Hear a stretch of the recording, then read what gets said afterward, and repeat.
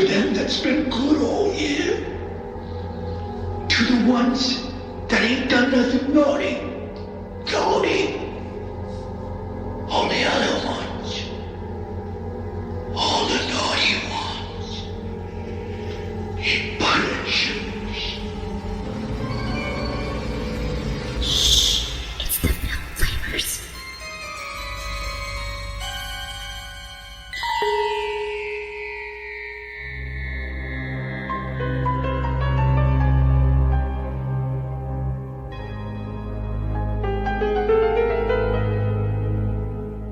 Hey guys, I'm Chris. Happy holidays, everybody. I'm Robert. And we're those film flamers. And as per tradition, we're going to bring you some Yuletide horror, this time in the form of grindhouse slasher cinema. That's right. Just like my Dutch ovens, this film is Silent Night, Deadly Night. How long have you been holding on to that one? Just for about 15 seconds. Silent Night, Deadly Night is a 1984 American slasher film directed by Charles E. Sellier Jr. and written by Michael Hickey. The film stars Robert Brian Wilson and Linnea Quigley and follows a young man named Billy Chapman who suffers from post-traumatic stress, experiencing a mental break and going on a murderous spree in a Santa costume. The film received substantial controversy over its promotional materials and content, causing protests from organizations like the PTA against it and other slasher films that were beginning to flood the theatrical and video markets. The film was pulled after its first week in release. Wah, wah. Okay, listeners. Punishment is absolute. Punishment is necessary. Punishment is good. This is Silent Night, Deadly Night.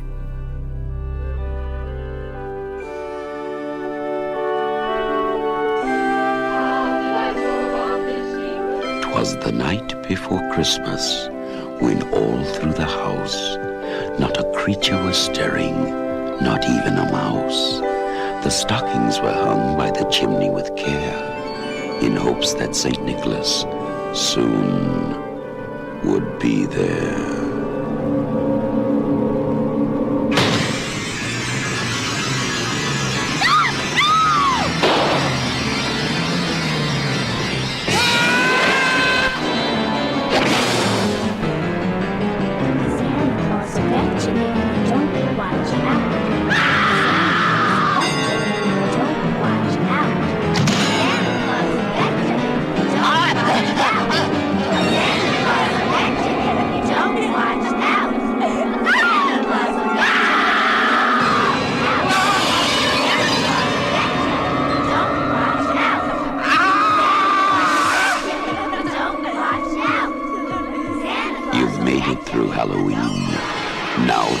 Survive Christmas, Silent Night, Deadly Night.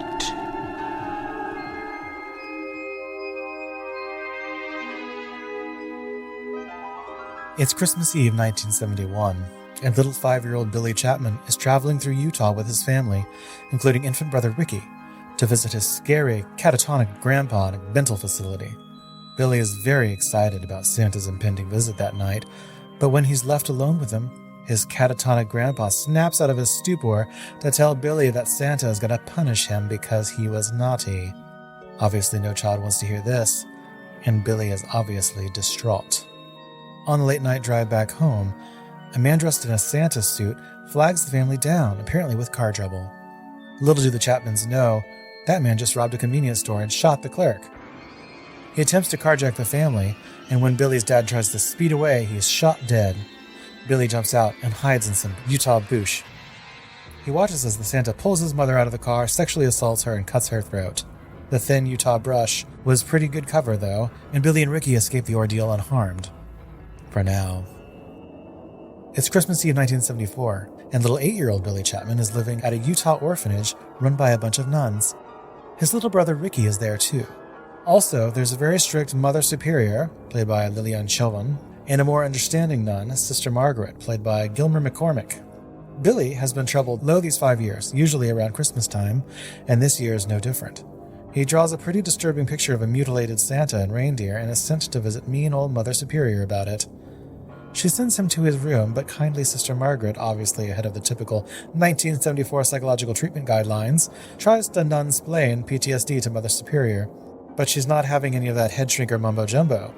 Punishment is the only way to cure an unruly child. Punishment is good. Punishment is necessary. Against Mother Superior's wishes, Sister Margaret allows Billy outside to play, and en route, Billy stops to investigate a strange noise coming from a nearby bedroom. Peeping through a keyhole, he watches two older teen orphans boning sensually. Mother Superior catches Billy's peep time and the sensual boning. Furious, she beats the teens with a belt and later does the same to Billy, telling him that sexy times are naughty times. On Christmas Day, Mother Superior forces Billy to sit on Santa's lap, but Billy knocks him with a punch and flees to his room in horror. Mother Superior is hot on his tail, though, presumably to punish him yet again. Some kids never learn. It's springtime of 1984, and little 18-year-old Billy Chapman, played by Robert Brian Wilson, isn't so little anymore. He's a man now, and leaves the orphanage to seek his fortune. With the help of Sister Margaret, he lands a job as a stock boy at a local toy store. He flourishes at his job, and develops something of a crush on a cashier, Pamela. His supervisor often busts his chops, though. Billy begins to have sexy time thoughts about Pamela, usually intertwined with flashbacks to his parents' deaths. Seems Sister Margaret might have been onto something with her Freudian theories.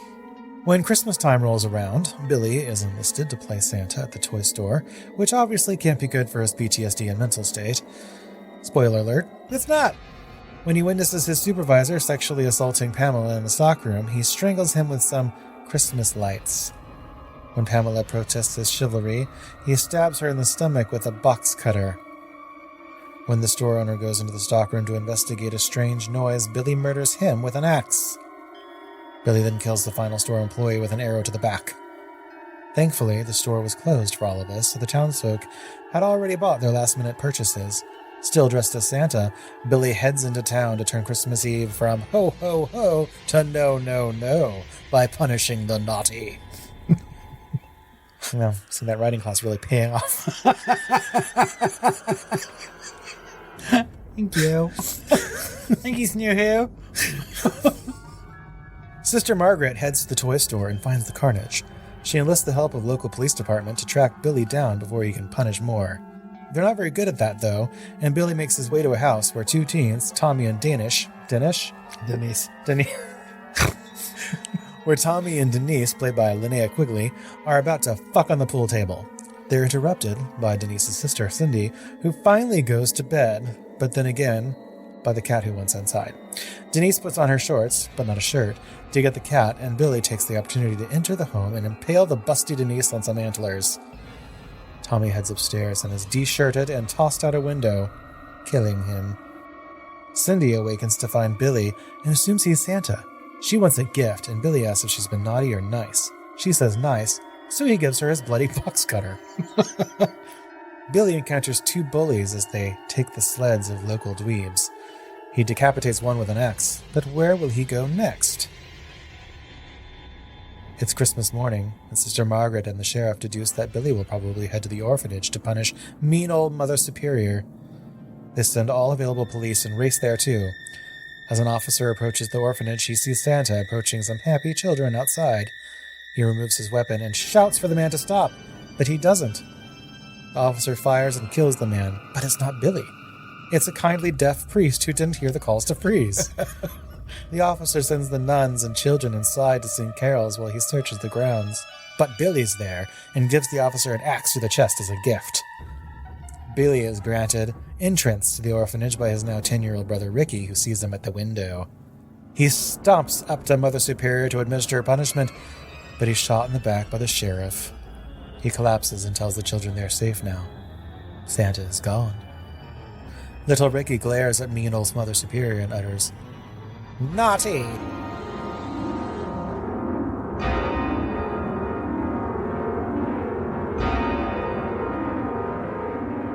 The end. What a tragic story. I love it.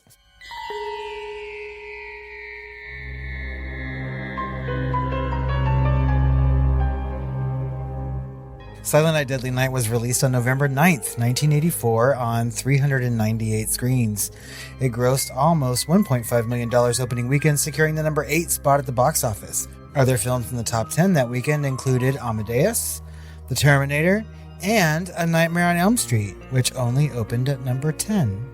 As controversy surrounding the film increased, all marketing was pulled during the second week of release, and finally the film itself was pulled from screens only a few days after that. Despite all of this and its limited runtime, the film would prove to be a hit, grossing $2.5 million against a budget of $750,000, or adjusted for inflation, it made $7.5 million against a budget of $2.2 million. So basically 3 times its budget. In less than 2 weeks, and that's pretty impressive. That's incredibly impressive, especially when you're released at the same time as classic Nightmare on Elm Street. For sure. And I think this goes to show you that, like, even bad publicity is good publicity. Well, you know? this would be certainly a case for that. For sure. Silent Night, Deadly Night has a 50% on Rotten Tomatoes with an audience score sitting at 40%. There is no Rotten Tomatoes consensus. Metacritic assigned the film a score of 31, indicating generally unfavorable reviews, which is pretty much what it got across the board. Roger Ebert and Gene Siskel absolutely destroyed the film in a review on their television show, which caused the backlash against it to grow even louder.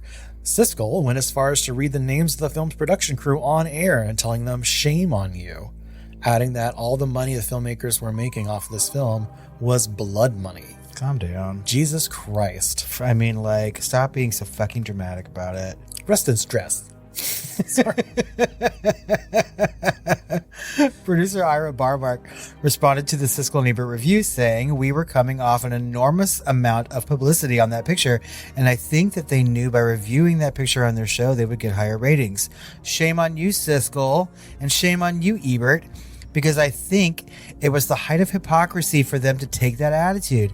If they genuinely were horrified by the picture, they knew very well that the most effective thing they could have done was not review the picture." End quote. Exactly. Yes. 100%. And I think this is, I'm going to say it, Ebert's never the best, fan of horror.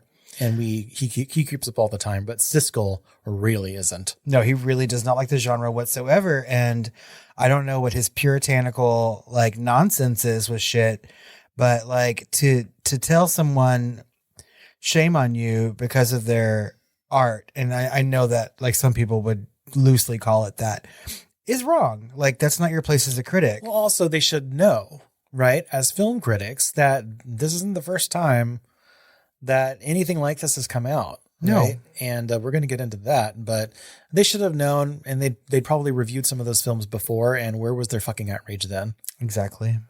So anyway, Leonard Maltin also denounced the movie, calling it a, quote, worthless splatter film, citing it as a bomb and asking, "What's next? The Easter Bunny as a child molester?" Spoiler alert, Mr. Maltin, all Easter Bunnies are child molesters. Yeah. Come on. They were already like that.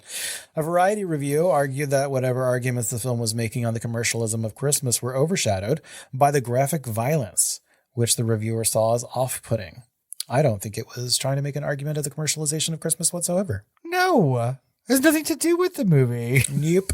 Michael Wilmington wrote in the Los Angeles Times, quote, "It's safe to predict the Silent Night, Deadly Night will start making worst movie of all time lists almost immediately." Well, it didn't. Nope. And guess what has a cult fucking following? That's right. Not the other thing you reviewed that year. I don't know. I have no idea. We will get into everything about this movie, and it's certainly not one of the best movies of all time, No. but it's certainly not one of the worst movies of all time either. Nope. And like, I do not feel like these reviews are necessary. And I think it's kind of just like crowd mongering to people who are already uproared about it. Bandwagon. For sure. Some sort of bandwagon happened. I think that it got stoked to the flames in various, news things, and certainly by Siskel and Ebert, and I think some, PTA was a thing, Yeah. And I mean, like, fuck the Christian right for doing this. You know what I mean? So we find out, but I mean, my original reaction was like, why? Why was it so much worse than A Nightmare on Elm Street, where they're killing teens left and right with a lot more blood in some cases? Oh, yeah. Or even Halloween years earlier, which was just as, I would say graphic as far as like the boobs and everything else, right? Or even Black Christmas before then. I mean, was Santa so sacrosanct? In fact, The film's concept had been done before, in the 1980 horror film Christmas Evil, as well as the first segment, if we recall, we did cover this, in the 1972 horror anthology film Tales from the Crypt, right? Because of this, the producers and TriStar were actually not concerned about the killer Santa Claus theme being controversial. In fact, they were more concerned about the portrayal of the Catholic Church and wanted to be careful about that because Santa had been kind of done this way before. In other things too, in like short stories and in like Tales from the Crypt comics from the 50s, like all through the house was a story that was published in a comic. You know what I mean? And Krampus was a thing long before then. I don't think that anyone has a problem with evil Santa. There are some other reasons why people got up in arms about this, but I really feel like 1984 and the early 80s, the early to mid 80s were a very special time where people were rediscovering religion and discovering conservatism. Oh, yeah. We talked about this in Cruising, which I think is around that same time, right? 84, 83, 84, 85. That's when the paradigm shift was happening, right? And we got out of like really like forward thinking, more progressive stuff and into just like complete, just like whiplash of society going back against that. And I mean, like we said earlier already in the episode, like 1984 was also a special time for horror movies and a special time for like horror in general. And things were becoming very slashery and people were able to mass produce films straight to video. And there was just a lot of product out there. And I think that people were starting to really feel some kind of a way about it. Yeah. So, I mean, there was like not too long after this in Britain, like video nasties were a thing, so. Or even before, because I think like we even talked about that a little bit, I think with Tales of the Crypt. Yeah. People had, issues with that too. I mean, so it's not even just America, I feel like around the world, people were starting to say like, no to this. 75 to 85 was a special time. Yeah, so I mean, they didn't want their kids to be scared of Santa or see these things, but they had no problems leaving their kids home alone. You know what I mean? Like, hello, I was a latchkey kid in that time. Due to the minor success of the film, 4 sequels were produced. The first 2, Silent Night, Deadly Night Part 2, and Silent Night, Deadly Night 3, Better Watch Out, focuses on Billy's younger brother Ricky becoming a serial killer. However, Silent Night, Deadly Night 4, Initiation, and Silent Night, Deadly Night 5, The Toymaker, have no connection with the characters from the previous films, with each of them focusing on a different Christmas-themed horror story. Some fun facts about those later. Ooh, good. A loose remake of the film titled Silent Night was released on December 4th, 2012, starring Jamie King and Malcolm McDowell. In November 2024, a reimagining of the film was announced to be produced by Cineverse, creators of the Terrifier franchise. The movie is set to be written and directed by Mike P. Nelson and is set for a late 2025 release. Is that the director of Terrified? No. Okay. All right. Well, I'm looking forward to it, I guess. But I mean, if it's anything like the latest Black Christmas, I don't know. Well, if it's anything like Terrifier, I'm probably kind of in for it. You know what I mean? Yeah. They'll push a boundary somewhere. Oh, sure. So, yeah. Well, do you want to get into the movie a little bit? Sure. Not much to talk about with the cast here. A lot of them were just like complete unknowns with the major exception of Linnea Quigley and then some of the supporting characters, right? Like Lillian Chauvin, she'd been in a bunch of stuff. She died a number of years ago, but we've got Robert Brian Wilson as Billy Chapman, age 18. And, that's kind of it. Like, he was just like a kid in Utah, never acted before.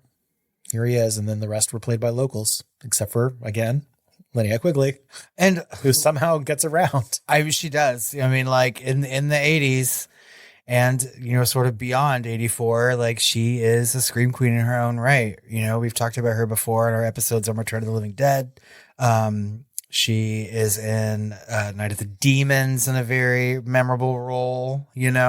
She was a horror queen. She had her own like Scream Queen exercise video. You know what I mean? I love Linnea Quigley. And she's not in this for very long, but she is certainly memorable as she's topless the whole time. Right. I think right after this, she went to Mexico to film something else because she was, they had to track her down in Mexico to get a quote from her about the movie she had just made, Silent Night, Deadly Night or whatever. She was just like, which one was that? Yeah. No, that's exactly what it was because she didn't think it was anything special. She didn't think it was very controversial at all. And the thing is that it probably would not have turned out to be anything special had there not been that controversy. You know what I mean? So I have to thank people for that a little bit. Yeah. Lillian Chauvin as Mother Superior, I think, does an amazing job in this movie. When I saw this when I was very young, you know, like in my like early preteens, like 11 or so. And I hated that character so much. Like I wanted her to get so much comeuppance. You know, and so like for you to really feel that strongly about a character, you know, they must be doing a really good acting job. But ultimately, this movie is all about Robert Brian Wilson and him playing his killer Santa at the end of the movie. So that's right. You know, and I do want to say, like, I wonder if there's some sort of like alternate, you know, ending where she actually gets killed, or like maybe they changed that because they were afraid of the whole portrayal of the Catholic stuff. It's possible. What I really think, though, is they were looking for a sequel. Definitely Catholic nun trope going on. Well, this isn't really an extraordinary concept, and it doesn't really have an extraordinary origin either, right? This was pitched, the story at least, by executive producer Scott Sheend, based on the short story that he had read, He Sees You When You're Sleeping, by Harvard student Paul Kamey, about killer Santa Claus, even though movies had already been made. That's right. Stories had already been out there. Krampus was already a thing again, right? And so writer Michael Hickey adapted that story into a screenplay, and it was financed and distributed by TriStar. Which was a reputable film house. Oh, yeah. I still remember that horsey. The little Pegasus. Yeah. The Pegasusy. Dun, dun, dun, dun. Yeah, that's not super extraordinary. And I feel like when you're talking about making a movie like this, people can see like a reasonable return on investment. You know, people were seeing, you know, some of these slasher movies, there seemed to be a lot of them, you know, and Halloween was already a big success. And so why not go and tackle other fucking holidays even? Oh yeah. It was a gold rush. And like we said earlier, like Christmas Evil was already a thing. And there'd always been horror movies involving people dressed as Santa Claus, but more often than not, the people who were dressed as Santa Clauses were the victims and not the villain. So yeah. Or they were just like crooks, right? Maybe this was the first time where someone was actually like, they got into the psychology of it, you know, kind of a little Silence of the Lambsy a little bit, tried to make their own PTSD oriented serial killer, you know. And I think in Santa, they really tried to make it make sense. They did. And I feel like it works rather than incidental. You know what I mean? Exactly. I feel like if they would have sort of marketed this movie a little differently, you know, it probably wouldn't have been pulled. But again, like I said, it probably wouldn't have been as much of a cult hit now. Or, you know, maybe they should have kept the original title. That was Sleigh Ride. Like sleigh ride. Sleigh ride. I don't know. Maybe that could be like the gay version of this. Sleigh ride. And it would have been produced by Sleigh Ride Productions. So, wow. This was directed, obviously, by Charles Sellier, as we said. Sellier, we don't know. Despite Shine and Dennis Whitehead actually wanting to find a younger director. Like they wanted to find the up and coming, or the next John Carpenter is what they said, right? From Halloween. So this guy is actually best known for writing the book and creating the TV series, The Life and Times of Grizzly Adams. That does not seem like the kind of person you would choose to direct a slasher movie. Nope. And he was just like a working director. You know, he had also wrote and produced more than 230 television shows and 30 feature films during his career. It's so funny that you would say working director, because when I was looking at reviews to add to the docket, right, I was trying to find one that was kind of positive. Mm-hmm. And there was one that was like remotely positive, but the only good thing he had to say was that the direction was workmanlike.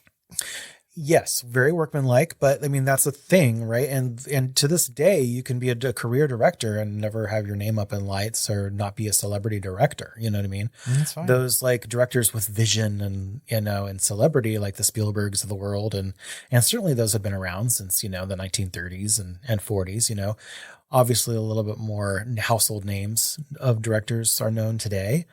But I feel like that's always kind of been a thing. But also alongside that is just like, hey, we're going to get this guy that's done 50,000, well-received television shows, an award-winning director versus, you know, someone that just made like a some kid that just made a $10 million hit. You know what I mean? Well, and that's the thing is, I mean, like, you have a budget and you have to choose someone that you know will get the job done, right? So, I mean, like, if this guy has this many, like, TV shows and, like, films to his credit, like, what are some of the things that he's done? Yeah, and also, he didn't care what he was doing. He was a hired director, you know? He had no qualms, right? And so a lot of the stuff that he actually produced was, like, Christian-themed or, like, even, like, American Pioneer-themed. Oh, good Lord. Right. Aimed at family-friendly audiences. So his production credits included like In Search of Noah's Ark, In Search of Historic Jesus, Mark Twain's America, The Lincoln Conspiracy, The Incredible Discovery of Noah's Ark, and Breaking the Da Vinci Code. Okay, he has a thing for Noah.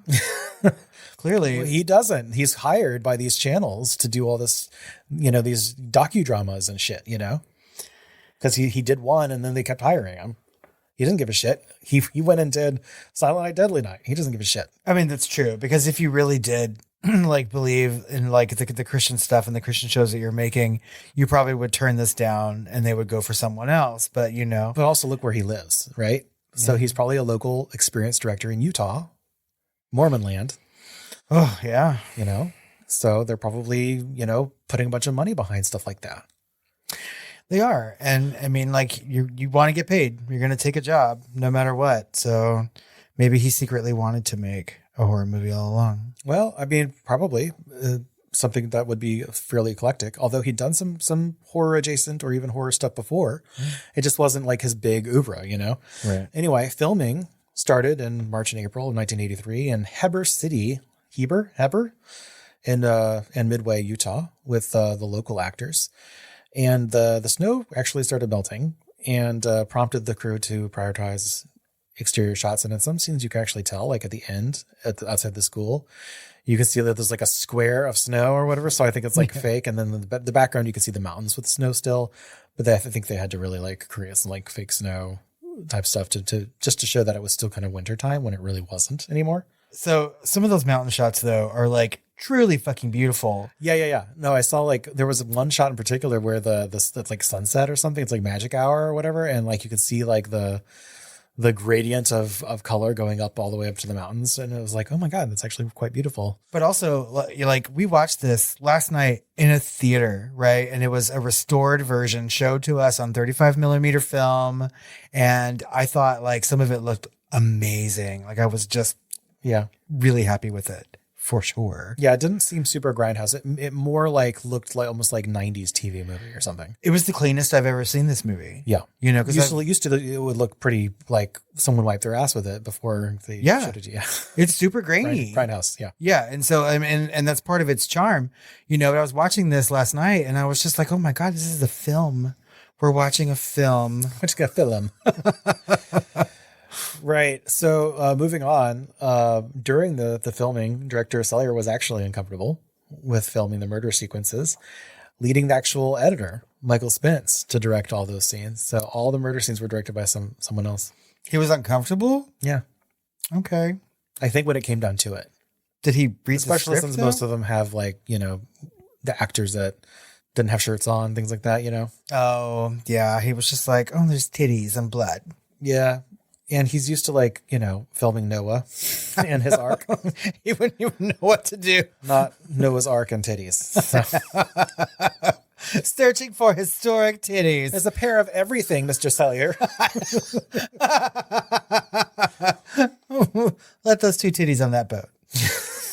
So as far as like set and locations, the orphanage scenes were filmed in a renovated abandoned schoolhouse that was later demolished, and the Iris Toys building was used for a lot of scenes, is now actually still there, and it's a gym. Oh, well, it was a gym for Robert Brian Wilson too. So as we said, the movie was renamed from Sleigh Ride to Silent Night, Deadly Night, and the musical score was composed by Perry Botkin using a Betamax copy of the film and just kind of like made musical notes while he was watching the Betamax. And I actually noticed the score several times while I was watching this. I kind of didn't, though. The thing that I noticed, there's some things that they did with the piano that actually like flourishes of piano that are actually quite good. Oh yeah, you're right. Because I think in the past, what I noticed the most on this particular watch, though, was some of the carols and Christmas songs that they were playing in it. Yeah. Christmas Fever. Yeah, so at some point, I don't remember when, I think it was pretty early on in the movie, all the carols they were playing, all that stuff, I'm like, they couldn't get the fucking rights to anything, so they just like picked the most unheard of carols and unheard of songs, I feel like. I feel like maybe they wrote it. I mean, like, what the fuck is Christmas Fever? Because Christmas Fever was playing on the radio when he was younger, and then later on, there's a whole group of carolers standing outside a house singing Christmas Fever, and I was just like, what is this even? Maybe, yeah. I'm just feeling like they didn't have, like, some of those songs are so old that you don't have to have rights for, right?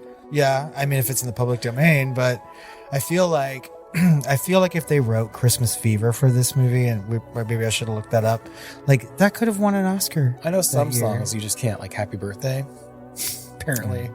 No. Apparently you have to pay for Happy Birthday and it's expensive. Is it all the restaurants just make their own version then? Yeah. Mm-hmm. I know. The music was fine. I liked all the lyrical Christmas songs in it, especially Christmas Fever. Some of the caroling was quite good. Yeah. And until Mother Superior was playing on her little pan flute thing and making all the children sing. Yeah. I'm surprised she wasn't being like, that's wrong. Get my belt. Get my naughty Peruvian flute. I'm going to fuck this kid up. You didn't sing that right. You'd be a really great Mother Superior. I really would. I kind of am already. I think you're not Vice Directress. I think you're Mother Superior. That's why I have people call me from now on. Mother Superior. Listeners refer to me as such. One of my the Christian hospital. Yes. So it's probably not too far off. So we talked about the marketing being very controversial, and one of my favorite things about this movie that was so controversial that it's sort of like stood the test of time is the poster and eventual video cover. Yes. So that poster was designed by Burt Klieger, and of course it features Santa with an axe and a tagline that reads, "You've made it through Halloween. Now try and survive Christmas." We all just try to survive Christmas every year. I mean, and on some others it says, "He knows when you've been naughty," which is good too. The entire reason I watched this movie when I was younger was because of the video cover. It has a Santa's arm coming out of a chimney holding an axe on the outside of it. And like every time I went to the video store, I was like, I really want to watch that. I really want to watch that. But would always rent Dream Warriors and shit instead, you know? And so for finally, me, it was arachnophobia. I always saw the cover and I wanted to see it, but I never got it because I was afraid of spiders. Well, I finally did. I asked my parents, you know, I was like, hey, I want to rent this one. And they're like, okay, just let me rent whatever I wanted to anyway. And I watched it for the first time and I was just like, I was like kind of shocked by some of it, but I really grew to love this movie over the years, and it's something that I watch like every Christmas. And like I've been waiting to talk about it, and mostly because later on in life, doing research of my own, you figure out all these fucking like controversies that happened around this movie, and everyone just picketed the fuck out of it. Yeah. And it just made me love the movie even more. So like we said, this has similar themes that were previously explored in Christmas Evil from 1980. And of course, Tales from the Crypt, that first segment from 1972. So it's nothing super new. Although I think they went more the Michael Myers route, right? They really wanted to create their own Michael Myers for Christmas. Yep. And that they did, right? So, producers downplayed the concerns about Killer Santa theme, but were actually cautious, like we said, about their portrayal of the Catholic Church and the Mother Superior and stuff. In fact, they went so far as to distribute the film in a limited release in mostly Protestant Midwestern United States before moving forward and releasing it in the dominantly Catholic Northeastern United States. I don't even think the movie is that harsh to It's not. the Catholic Church. Even the Catholics would be like, yeah, I had a Catholic, like a Mother Superior like that. I feel like we've seen like really taskmastery nuns. We all know that they're abusive. And we all know that they're mean sometimes, but she was still at the end of the day, like protective of her kids. Yeah, she just wanted what was best for them. She also just thought she knew what was best for them. Punishment is good. The thing is that like, I mean, this movie is really all about like someone's mental state and PTSD and remembering that trauma follows you throughout life, you know, and sometimes characters in film and other stories need to learn about trauma themselves, you know, and obviously Mother Superior needed to, but, you know, she's set in her ways. I do not think that there was anything really negative said about the Catholic Church, and I don't think there's anything negative said about Santa Claus or Christmas in general in this movie. Yeah. Yeah, I think that nun mixed up, you know, lack of, you know, authority and boundaries with actual trauma. Yeah. You know, because those are two very different things. And that sort of thing was still kind of newish. Mm-hmm. You know, cognitive behavioral therapy, I don't even know if that was a thing yet. I think it was a thing in the 80s, but I mean, that would be kind of around the beginning of it, I think. It must have. I feel like everyone was going to therapy at some point, especially like in yuppie culture. But, you know, we have the other nun in this movie, Sister Margaret, who's really the champion for Billy. And she understands like deep down that there's something psychologically wrong with him, and tries to explain to Mother Superior to no avail. Like we have two very different characters within the church, right? So we have like an older school Mother Superior who thinks that Billy's just being willful. And then we have, you know, a much younger Sister Margaret who is saying like, no, like I've already thought about this and this happens every year around Christmas and he's fine every other time of the year. You know, she's put the fucking puzzle pieces together and it doesn't even take a fucking scientist to do that. No. And so like, I don't know. I feel like they marketed this movie wrongly. They should have been talking about other things. Well, they could have talked about him more and the PTSD factor rather than really going on the imagery of Santa. But that's literally what they were trying to do. They were trying to create another Michael Myers, you know, horror film. Yeah. I mean, and so of course they would go on to the, you know, try and get it to be talked about. And of course it did, just not in the way they actually wanted, although it did contribute to becoming a cult film. You know, I do want to say that, you know, the release time might have something to do with it. The lead actor, Wilson, he actually favored a Halloween release, thinking it would have caused less backlash than setting it in November 9th. But I think that's just 10 days after Halloween and still like a full like month and a half before Christmas. So I don't know that would have been, I do kind of feel like shit or get off the pot, you know, like do it Christmas Day or Halloween. Don't do it in between. And I feel like now it would be Christmas Day. Yep. You know well, Nosferatu's coming out on Christmas Day. I feel like whenever they have this reimagining or whatever that's coming out in 2025, it'll be a Christmas Day release. Good. Yeah.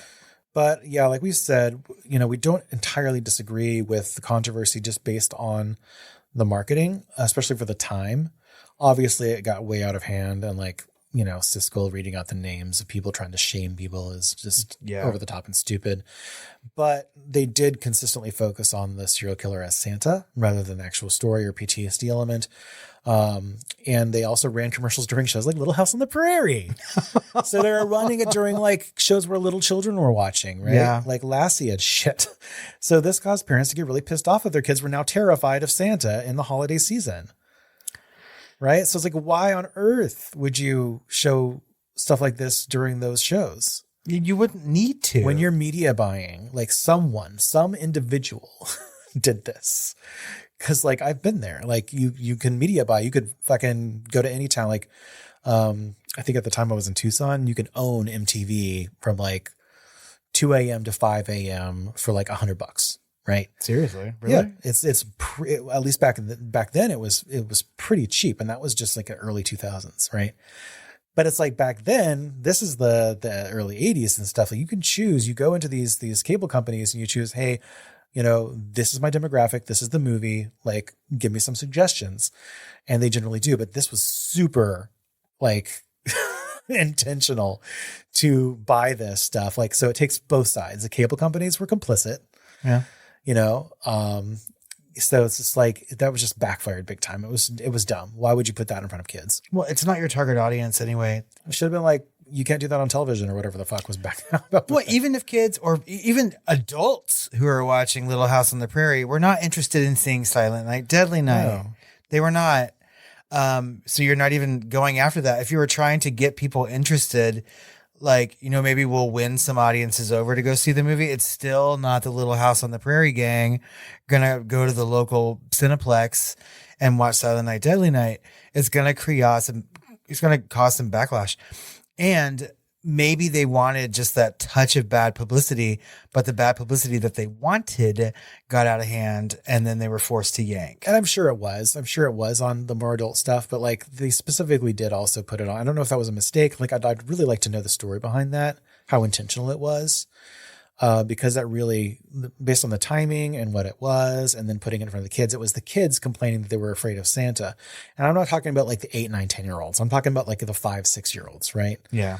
And so those are the ones that you want to kind of protect a little bit because they're not thinking about this stuff. And those commercials can scare the shit out of those kids. Well, and back in the 80s, I mean, like, I don't think that people were, this is but well before a PG-13 rating. And like people weren't thinking about like marketing content. Like it was a brand new thing. Cable was still kind of new. Let's put everything out there, all that we can. Let's spend the money on marketing, and, and we'll see what sticks and what works. And I think that probably lessons were learned. It's back when you could put the bunny ears just right. You can see the X-rated channels. Or That's whatever. right. Mm-hmm. God. Until we were older and there were no more bunny ears to do on cable TV. We had to watch through scrambled shit. Or the curtained off area of the video rental. That's true. Just a little peek through that.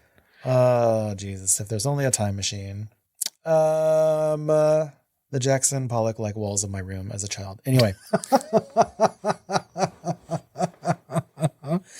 So the PTA staged protests and independent large crowds, mostly angry families, formed at theaters on malls around the nation to protest the film. And at the film's East Coast premiere in the Interborough Quad Theater in the Bronx in New York City, protesters actually picketed the theater and sang Christmas carols in protest, which I would have loved to go to. I would have joined that just to sing Christmas Fever. Silent night. And I would have opened up another one of these while I was out there singing it with them. I'm like, what y'all doing? We just singing? Deadly night. And then everyone would have like stared at me. So in response, TriStar Pictures, which was, of course, a joint venture at the time between Columbia Pictures, HBO, and CBS, which I miss. The film's original distributor pulled all ads for the film on November 15th, 1984, as we have said, and 6 days after that, the film itself was pulled shortly thereafter. Womp, womp. But it made all that money, so... It did make a lot of money. And like we said, like it became a cult classic later on. Like people still talk about this movie. And I wonder if the diehard horror fans back then that were on the fence with seeing it, having that much controversy, that made them go see it. And that's what made it that money in such a short period of time. It is. It also makes me wonder, like, because it opened higher than Elm Street did. Mm-hmm. And then I guess that opened the way for Elm Street to go on. Because does that mean Elm Street opened up in mid-November? I mean, I guess it does. No, Elm Street opened up the same weekend. Yeah, so November 10th. Yeah, they both debuted, and Elm Street was on a very similar amount of screens, and it made far less money. So it would go on to be probably a more long-lasting film, clearly. Yeah. But so I mean, I feel like Elm Street probably benefited from this a little bit because, all this controversy, people were wanting to go and see Silent Night, Deadly Night, but they could not because it had already been pulled, right? And they're like, okay, well, let's just go see the other one. And then Elm Street was kind of born, The thing is that we watched this in a theater last night, and the theater was full. It was like almost, if not to capacity, it was sold out showing of this movie. Yeah, and a fairly eclectic crowd as well. Right. I think that young and old and black and white, and yeah. People know this movie and they remember it. And the thing is, to me, it's not a bad movie at all. I feel like when it comes to horror movies and slasher movies in general, I think this is pretty quintessential.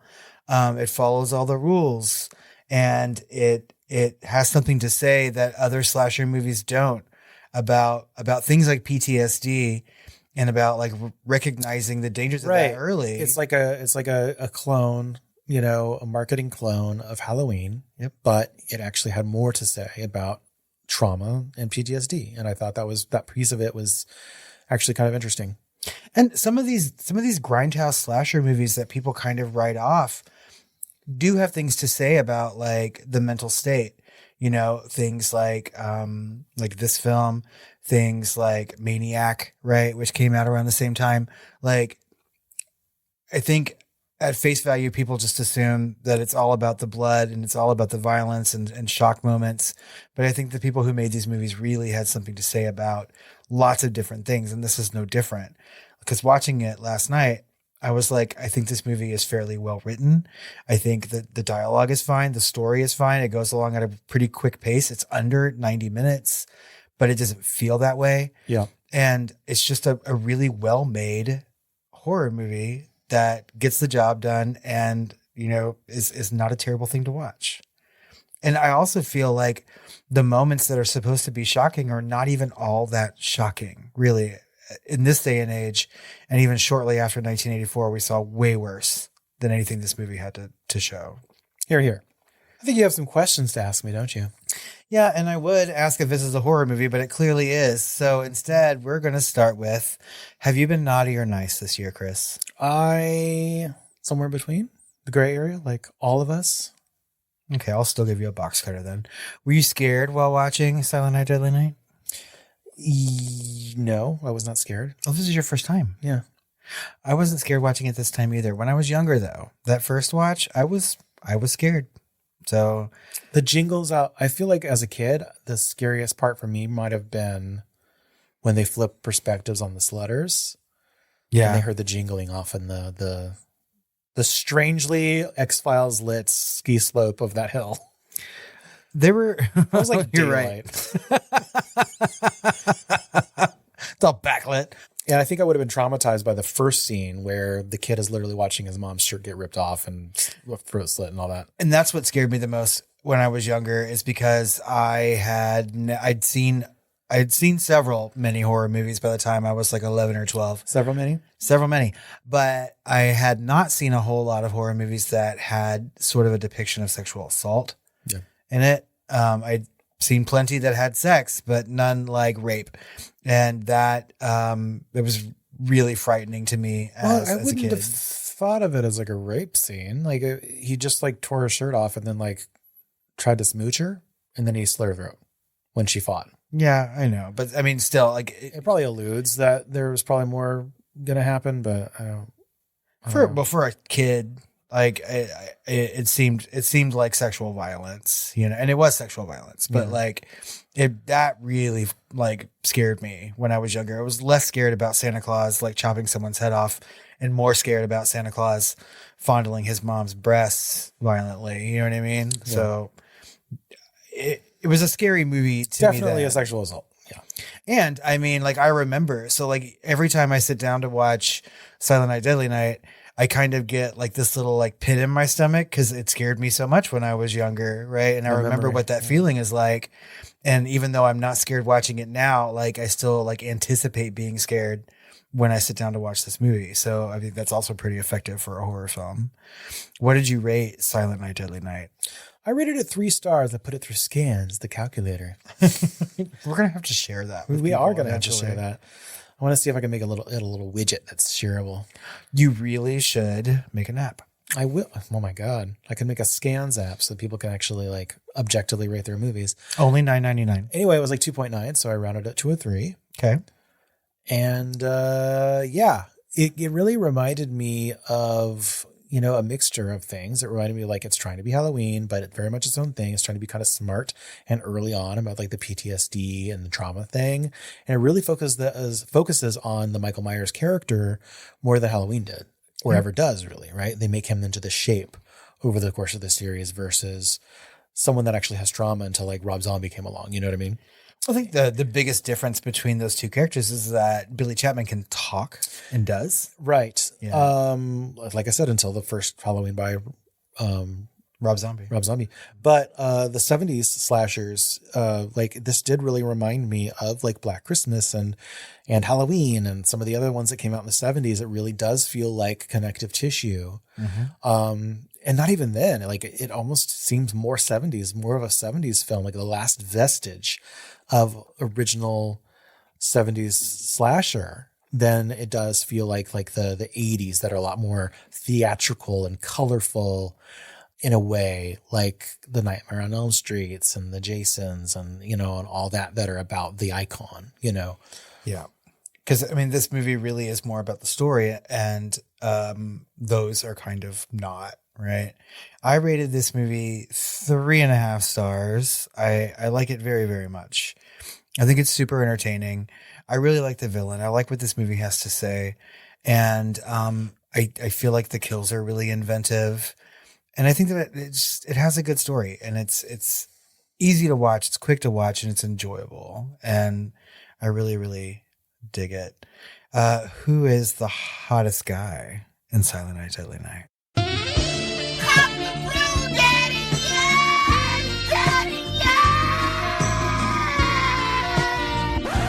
Well, I guess that would have to be the dreamy Robert Brian Wilson. Fucking A, it does. Has to be. He's super fucking hot. Here's the other reason why I like this movie so much when I was a little young preteen, is because I was used to seeing a lot of breasts in horror movies, but this was one of the first horror movies that featured sort of a naked guy. Like you got like tasteful side ass. Tasteful side ass abound in this. And so like I just had the biggest fucking crush on Robert Brian Wilson when I was younger. I thought he was so fucking hot. And like a couple years ago, he was at a Texas Frightmare, and I really wanted to go and like throw my fucking panties at him, you know, all these years later, or at least walk up there to get my autograph and be like, I've totally masturbated to you. Okay, sir. But Wow. like that might be a little off-putting for him. So I didn't. Yeah. It was like, what is that Carrie Fisher said? Like someone was like, when I was 16, I thought of you a lot, you know, and she's like, well, how much? And you said, at least 3 times a day. There's a fucking moment before we even see Billy as, you know, an 18-year-old adultish, like young man. And, you know, he's applying for that stock boy position, and the camera sort of pans up over his thighs to his bicep, to his face. And like young little gay Robert was, it kind of gives that manager like the female gaze or something. He does, because he's like, oh, you're hired, you're so strapping. Yeah. You know? So yeah, Robert Brian Wilson for the win. And always when it comes to like horror crushes, Tom Matthews from Return of the Living Dead and other like Jason movies, and Robert Brian Wilson, maybe I have a type. I don't know, because they're kind of similar looking. Maybe. Do you have some fun facts for me? I kind of do. God damn it. I'm back to that answer. Your normal intro. Yeah. There's only a few. 4, I guess. So they really wanted to find a young up and coming director, like I said, the next John Carpenter, right? And while they eventually went with Sellier's, other young directors were considered, such as Albert Magnoli, like from Purple Rain, Ken Kwapis, who actually eventually did Sisterhood of the Traveling Pants, and He's Just Not Into You, and drumroll, Sam Raimi. Wow. So we could have had a Sam Raimi directed Silent Night, Deadly Night, and I feel like that would have been wacko. It would have been fucking crazy. And And I think I need to see that, actually. probably a lot of fun. He needs to go back and make that his next movie. He needs to go back and like any movie that they like had considered him for, he just make his own version so we can sort of see. But that, Correct. I'd be interested. I just don't know that he is. I don't think Sam Raimi is like totally into the boobs, unless they're like claymation dead boobs. That's right. Deadite boobs. Deadite boobs. Yeah. Mm-hmm.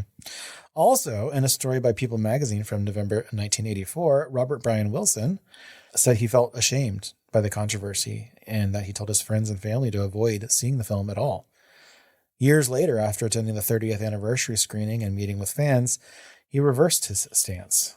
Wilson has since made appearances at horror conventions and given interviews about his work on the film, and he awaits your panties. They're coming, Robert. We could be Robert squared. One day he would go on to be in a soap opera for a very, very long time. So it was not the last time that I saw Robert Brian Wilson on any kind of a screen, just usually a much smaller one. Mickey Rooney, one of the vocal detractors of the film in 1984, surprised people when he starred in Silent Night, Deadly Night 5, The Toy Maker from 1991, leading some to call him a hypocrite. But it has been theorized that the film was shot under the title The Toy Maker, and the name Silent Night, Deadly Night was added in post-production to create an in-name only sequel, and that if Rooney knew that the film was Silent Night, Deadly Night before shooting began, he probably wouldn't have appeared in it. But considering his feelings towards the original, he was nevertheless still willing to play a killer dressed in a Santa suit. I love throwing that out to people. Like, okay, have you seen Silent Night, Deadly Night 5? The No. Okay, I have. So anytime I talk about this series of movies, I'm always like, Silent Night, Deadly Night 5, starring Mickey Rooney. Because it's just so shocking to me that he even be in that. It's a terrible, terrible film. First of all, I think once you get past 2, they're really not good. What was our other anecdote about Mickey Rooney? That he was going to be... He's taller than Tom Cruise or something yeah, like that. he was going to star in Legend, but he was too tall because Tom Cruise looked too short next to him. Yeah.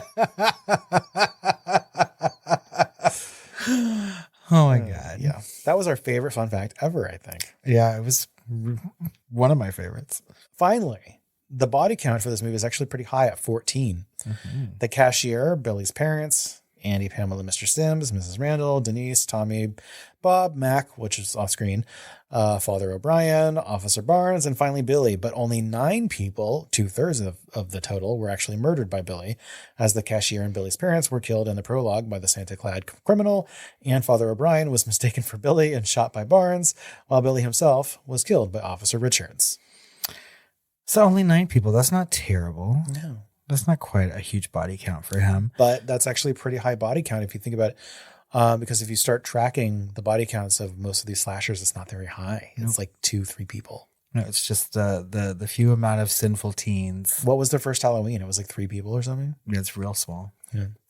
I will say that one of my favorite lines in this movie, and it makes me laugh every single time, and last night was no different, was when they shoot that father dressed as Santa, Father O'Brien, and they're like, well, he didn't stop. And she was like, well, of course he wouldn't stop. He's deaf. Like, just to make matters worse, like, he shot a priest, and a deaf priest at that. Like, good God. That, yeah. Poor I sister. was laughing out loud at that point. That was hilarious.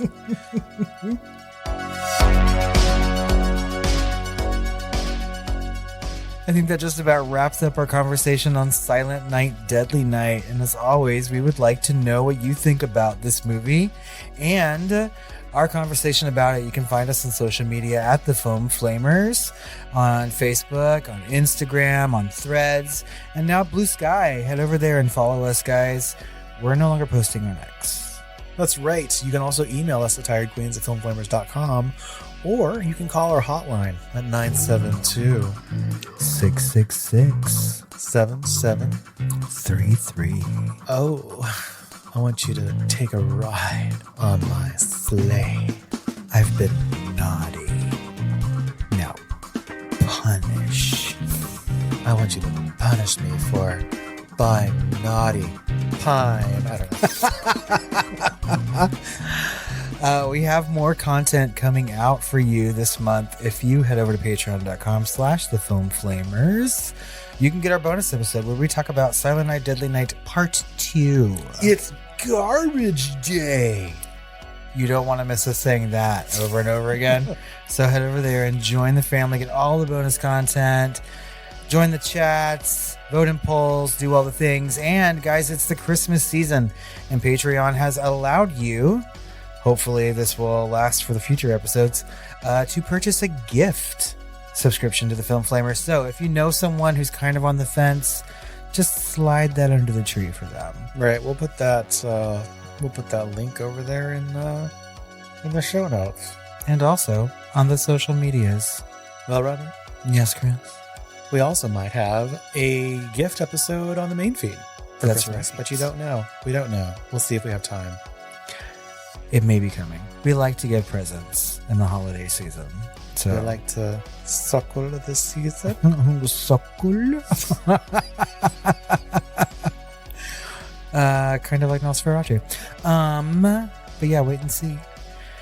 But until then, it's time for us to go off and have some sugar plum thoughts and sweet dreams. What even is a sugar plum? I think it's a plum with sugar on it. I know what a fairy is, fairy. What's figgy pudding? We're going to I talk think about. you light it on fire. We're going to talk about Christmas desserts. Oh, bring me some figgy pudding. I'm like, don't bring me that. I don't know what it is. Oh, Silent Night. It's just like warm apple pie. Gross.